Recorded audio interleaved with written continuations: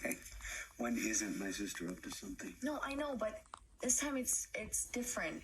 I heard her talking to Rachel yesterday. They have some shared secret, something about cha-ching money. You mean like Monopoly money or money? Money, honey. That's why my ears perked up.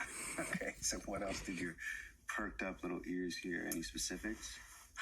Okay, well, I wouldn't say specifics exactly, but it has something to do with your nephew, Dimitri.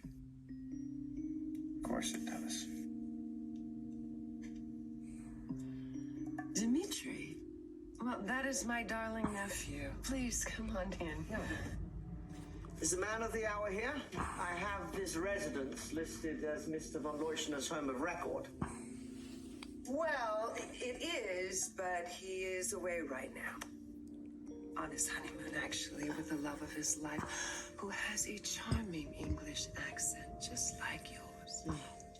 Too bad he's not around. I suppose I should have done my due diligence. In fact, had said honeymoon before journeying all the way from Alemania. Did you just say Alemania? So, is it safe to assume that this has something to do with the codicil of the von Leuschner Trust? Yes, it does, actually. Sorry, may I ask, Mrs. Oh, Demara. Kristen Demara. And you are? Elliot Roth. I'm a barrister representing said von Leuschner Trust. Barrister, huh? So did you pack that funny little wig in your carry-on? It's at the dry cleaners. But I'm curious, Miss Demara. You mentioned the codicil. How did you become privy to its existence? Well, my nephew and I are very close. We practically share everything. Oh.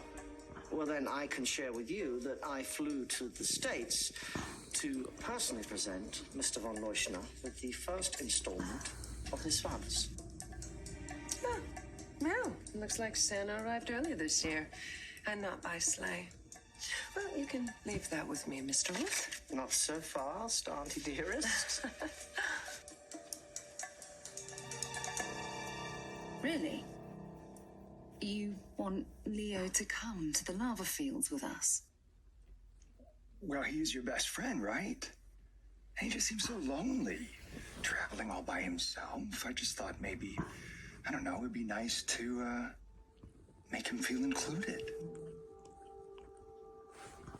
My Dimitri von Leuschner, you are such a wonderful man.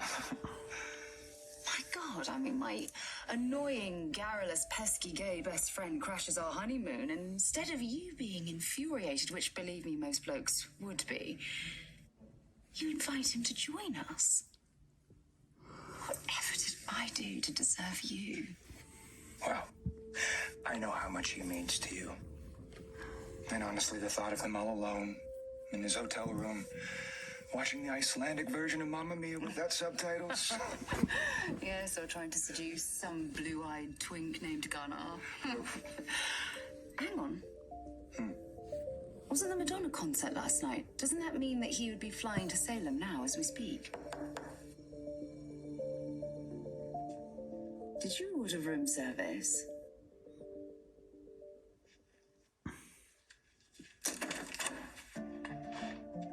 Gwenny, thank God you're here. I was worried you would be at the lava fields or whale watching or at the Blue Lagoon.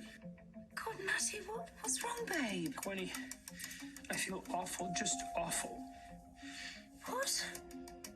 Why? Talk to me. Listen,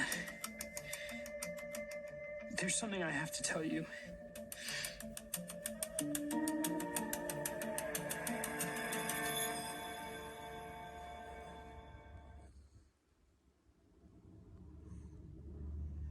You know, something that would make me a little less envious is if I did this.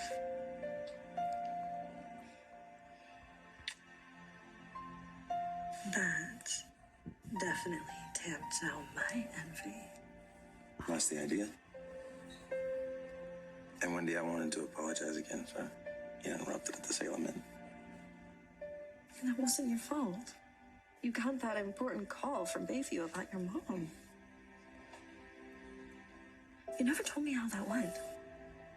It was really encouraging.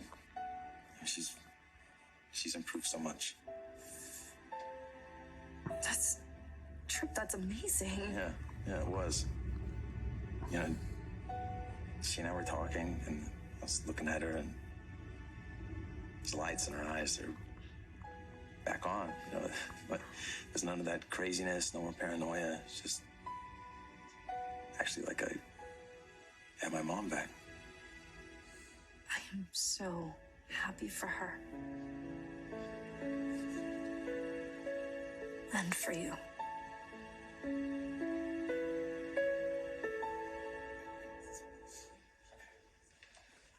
So you know that I was concerned that seeing Trip might cause intrusive thoughts or hallucinations. It didn't. Not a one. It's great. It sounds like the meds the doctor put you on are working.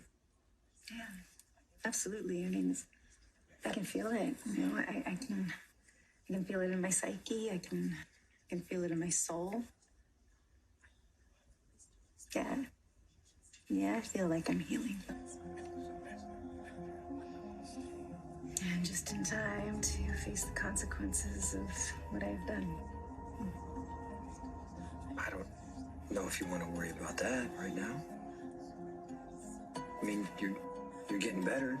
Focus on that. You know, focus on our healing journey, right? Is that what they say? Yes, but part of my healing journey is being accountable for what I've done. And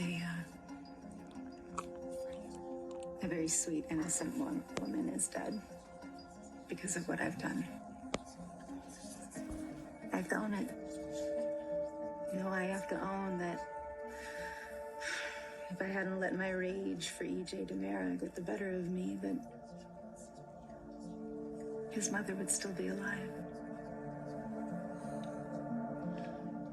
Mimosa? No, thank you. I don't drink on the job. No, I'm sure Don Draper would like to have a word with you. Madmen? Okay, you know what? Never mind. Anyway, I hope that you can forgive my insolence earlier. As I mentioned, my nephew and I are very close, and so I took umbrage at the notion that he would be anything other than grateful to you if you gave that check to his favorite anti-Christian. I'm sure your nephew would be fine with it, but there's a protocol. I have to make sure the conditions of the codicil are carried out to the letter before I can disperse. Disperse the first installment of the funds to Mr. von Leuschner. Yes, of course.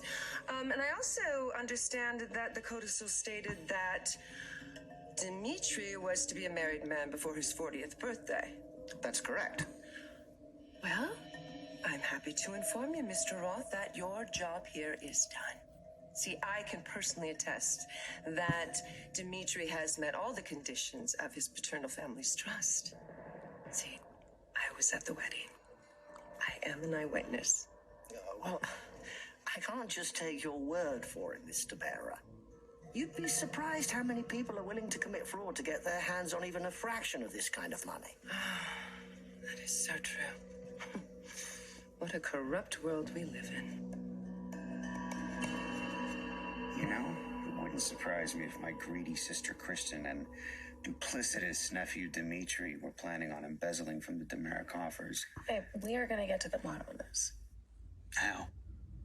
And what exactly did you learn from your little chat with Rachel, that you both share a fondness for SpongeBob SquarePants? Look, I got nothing. Nada. She's her mother's daughter. She keeps her cards close to the vest. No. Yeah,